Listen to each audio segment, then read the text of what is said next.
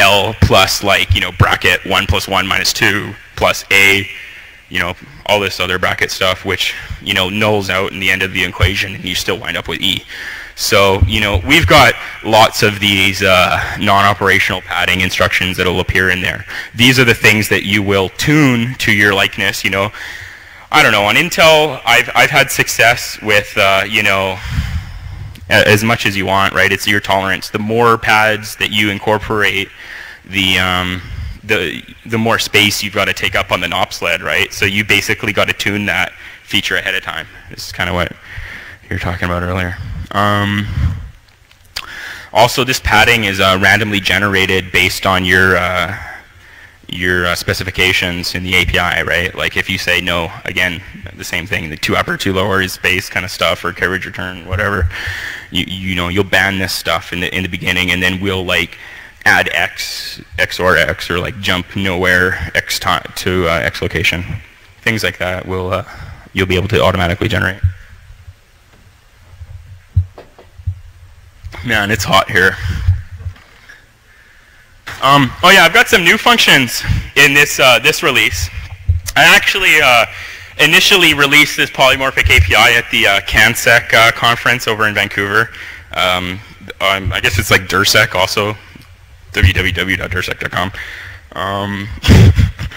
You can right now the decoder also can appear in like a out of order, you know, function. So let's say there's 5 operations that you need to have to decode the payload.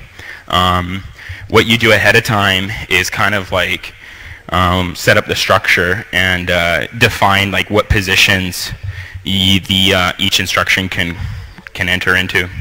In this case, as you can see, 1, 2, 3, 4, 5, you know, 1, 3, 2, 5, 4. So, you know, if you need to, so long as you're not altering the algorithm itself, right, a lot of instructions can appear in virtually any position. I also added a weighted NOP sled.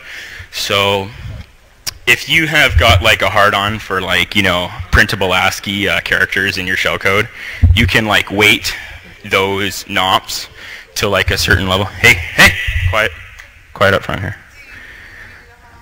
Okay, I got a real hard-on for printable ASCII shellcode.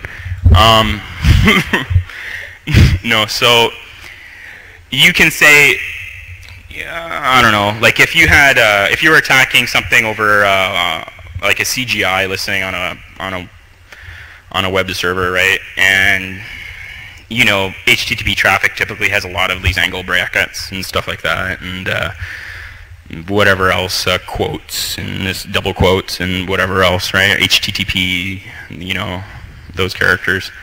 You can kind of weight those to whatever values you want. Also, this weighting will increase the variance in the API itself, right? So if you just kind of go in there and randomly weight everything yourself, that'll pretty much mean that yours is a custom copy, right? And the codes that it generates are going to be like more tuned to your preferences rather than the default ones. So I mean, if any IDS vendor actually does create some kind of method to detect this, you should be able to effectively weight everything out, and you know, presumably, you know, to your liking. It'll still be functional, but again, here, you know, there's occasionally the requirement for certain cell code restrictions in your attack, right? So you're going to be going along and you find out that your exploit requires 2 upper, 2 lower is space, or like any special cars banned out of this, right? So you just kind of define that in the in this structure. You say, like, you flip some bits and you say, you know, hey, I want this code to be 2 upper resilient or 2 lower resilient, and it'll go ahead and do that for you. If it doesn't, you know, then it'll tell you.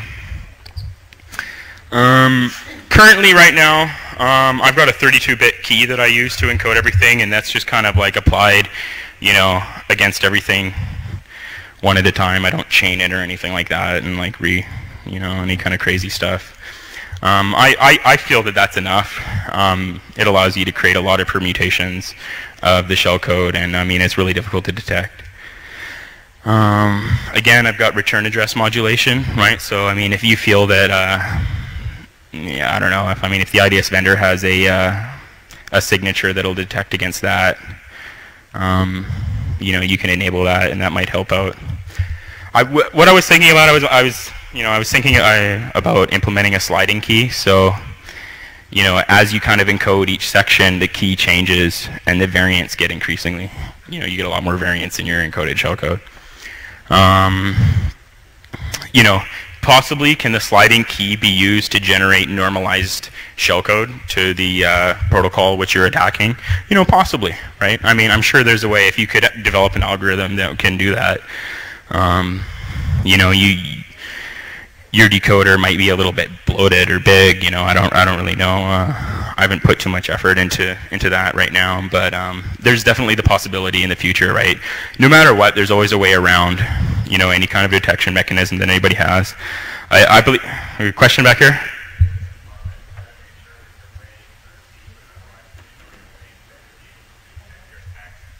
Yeah, exactly, right. So the default weight of the members of the like decoder or the NOP substitutions, right, is just 1.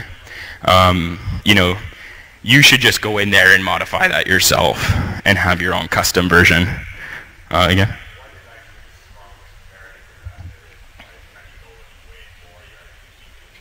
Well, you know, that's a possibility, right? You know, it could be a little bit weaker, but I mean, like, if you had a protocol which had like a lot of like, I don't know, hex 99 bytes in it, you know, you could like weight that NOP replacement a little bit more, and it might be normalized compared to the typical patterns. The current implementation of this API, of this engine, actually, I created an API for exploit developers, which is extremely easy to integrate into any exploit. I mean, I took the LSD SNMP Solaris RPC vulnerability, and I just like called my 3 functions. I mean, you got to be a little bit intelligent. You need to be able to figure out exactly like where the boundaries are in the shellcode itself, right? So I mean, that isn't really too hard to figure out, because I mean, like, you know, a few lines above that, they're going to be filling all that stuff in for you. So, you know, it's really easy to integrate in source form, at least, into any exploitation scripts that you got, right? And I've also got a filter application for existing exploits. Let's say you're a kiddie, you know, and you don't really know how to program anything at all.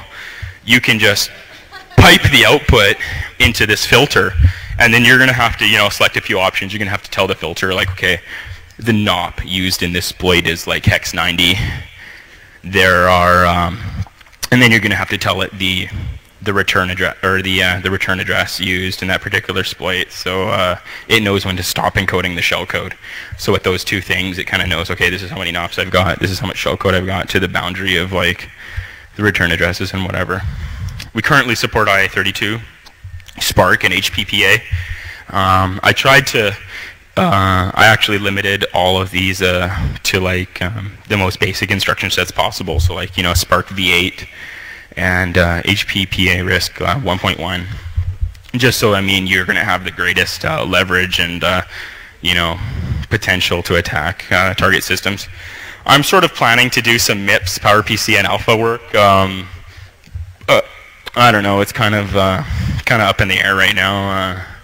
I haven't really been doing too much work on this lately, but I mean, if anyone wants to write their own decoder, all you've really got to do is write a decoder, like, you know, some assembly that does an XOR decode, right? Pretty basic, and that's all you got to do. Countermeasures, that was the last slide. I don't know. There could potentially be some countermeasures for this stuff. I heard some SourceFire guys or Snort guys talking about some specific daemons that they could monitor on the wire, like to detect all these patterns and what have you. But I mean, I'll believe it when I see it. So, sorry guys. Yeah. Is there a web page or anything? Yeah. Who's beeping at? Yeah, k2.ca. www.ktwo.ca. Apparently this is an older version of my slide presentation. I used to have that in there. Sorry. This guy over here.